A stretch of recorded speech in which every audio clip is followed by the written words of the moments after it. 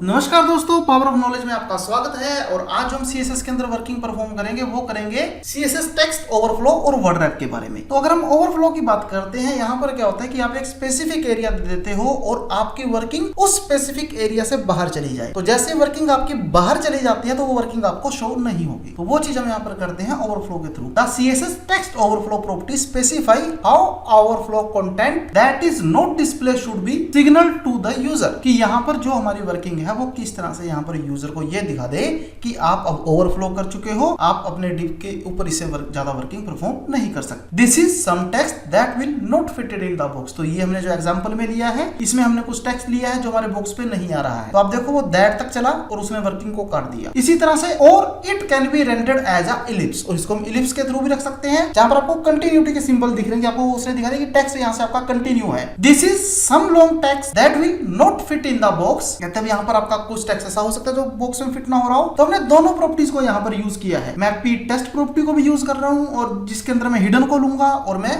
Ellipse को भी लूंगा। तो यहाँ पर मैंने ओवरफ्लो के ऊपर काम किया है और उसको वर्किंग के थ्रू रिप्रेजेंट किया है। व्हाइट स्पेस को मैंने नो रैप लिया है कि वो नेक्स्ट लाइन के अंदर ना आए। इसी तरह से हम वर्ड रैप की बात करते हैं। अब वर्ड रैप में क्या होता है, कई बार हम ओवरफ्लो भी हिडन नहीं करते कि चलो ओवरफ्लो भी चलता रहे, हमारा कोई दिक्कत नहीं है, टेक्स्ट आगे बढ़ता रहे। लेकिन देखो अब ये देखने में कितना अजीब सा आपको लगता है। तो अब चाहे मैं इस स्क्रीन को देखूं चाहे मैं इस स्क्रीन को देखूं, दोनों ही देखने मुझे अजीब सी लग रही है कि यार मेरा टेक्स्ट कंप्लीट नहीं है।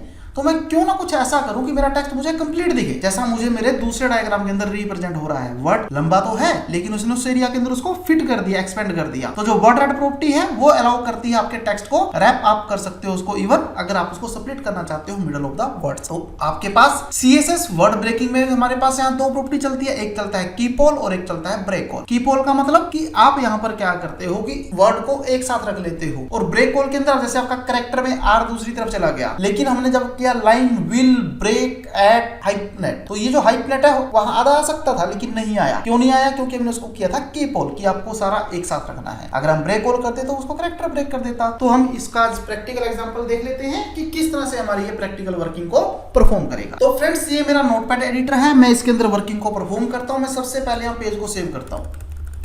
मैंने पेज को सेव किया वर्ड रैप wr.html के नाम। तो मैंने HTML पेज का क्रिएट कर दिया है। मैं वर्किंग स्टार्ट करता हूं। मैंने यहां पर वर्किंग की HTML close, head tag close, style close, और यहां पर मैं एक डिव ले लेता हूं। मैंने डिव यहां पर एक क्लास ली WR की, मेरी वर्किंग को परफॉर्म कर रहा है WR के थ्रू। तो मैंने डिव की विड्थ फॉलो की 200 pixel,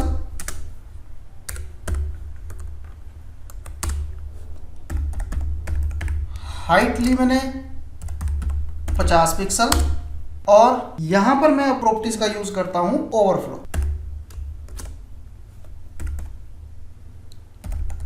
hidden.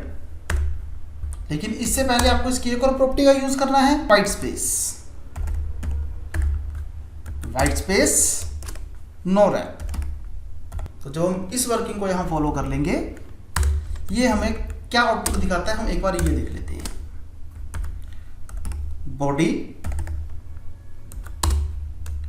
Body close, div class, मेरी डिव क्लास का नेम है WR। मैंने डिव को क्लोज कर दिया। अब मैं इसको एक डमी टेक्स्ट ले लेता हूं लोरम पिक्सल साइट से।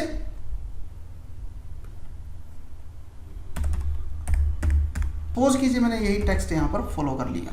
तो मैं सेव करता हूं, अपने ब्राउजर पे जाता हूं, कंट्रोल O करता हूं, अपना पेज मेरा WR के नाम से है, इसको ओपन करता हूं। तो अब ये देखिए यहां पर मेरा टेक्स्ट कट चुका है। मैं इसको थोड़ा सा बॉर्डर दे देता हूं ताकि आपको ये क्लियर हो जाए कि कहां क्या वर्किंग परफॉर्म हो रही है। तो आपको समझना काफी इजी हो जाएगा।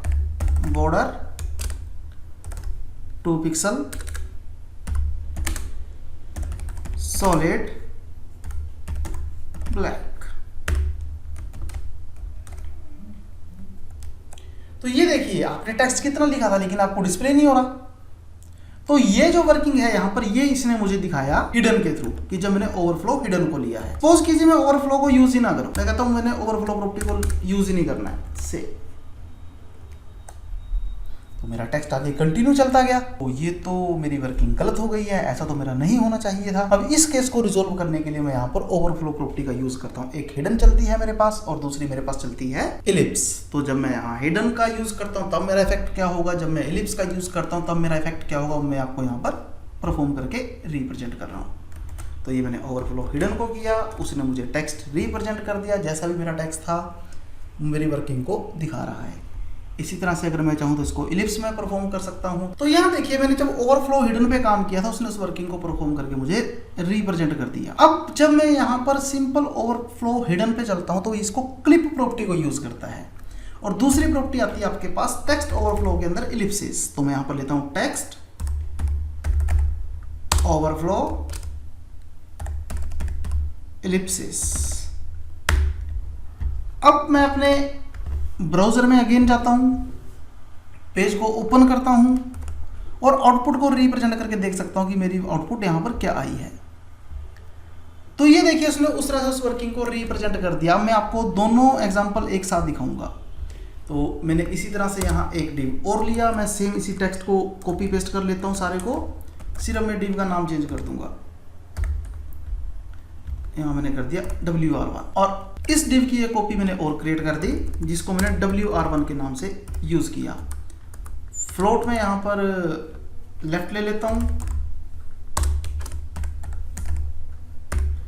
और इसी तरह से मैं यहाँ भी फ्लोट लेफ्ट ही ले लेता हूँ। तो मैं यहाँ क्लिप को यूज कर रहा हूँ। मैंने सेव किया, अपने ब्राउजर के अंदर गया, रिफ्रेश किया, तो ये देखिए दोनों डिव्स के अंदर आपको कितना उसने डिफरेंस फॉलो कर दिया। एक में उसने लोरम के बाद आपको डॉटेड दिखा दी है, आपकी वर्किंग आगे पेंडिंग है, और एक में उसने सिंपल कटिंग दिखा दी, आपको एरिया क्लिप करके रिप्रेजेंट कर दिया जैसा भी आप यूज करना चाहते हैं। मैं थोड़ा सा यहाँ मार्जिन भी फॉलो कर लेता हूँ कि मेरे पास थोड़ा सा वो मार्जिन को रिप्रेजेंट करे ताकि आपकी डिव्स अलग अलग हो जाए। तो मैं लेता हूँ मार्जिन राइट, क्योंकि मेरे राइट साइड में डिव है तो मैंने यहाँ ले लिया वो 20 पिक्सल का। से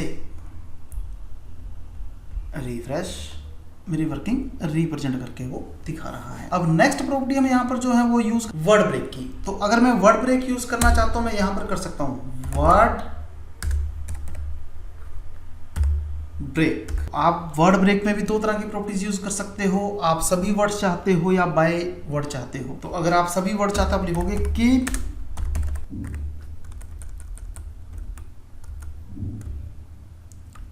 व्हाइट स्पेस को भी हटा देता हूं, नो रैप, ये लीजिए सेव। उसने उस वर्किंग को रिप्रेजेंट करना मुझे शुरू कर दिया। अब आपके पास यहाँ पर सभी के सभी वर्ड्स पड़े हैं। यहां पर हम यूज करते हैं ब्रेक कॉल।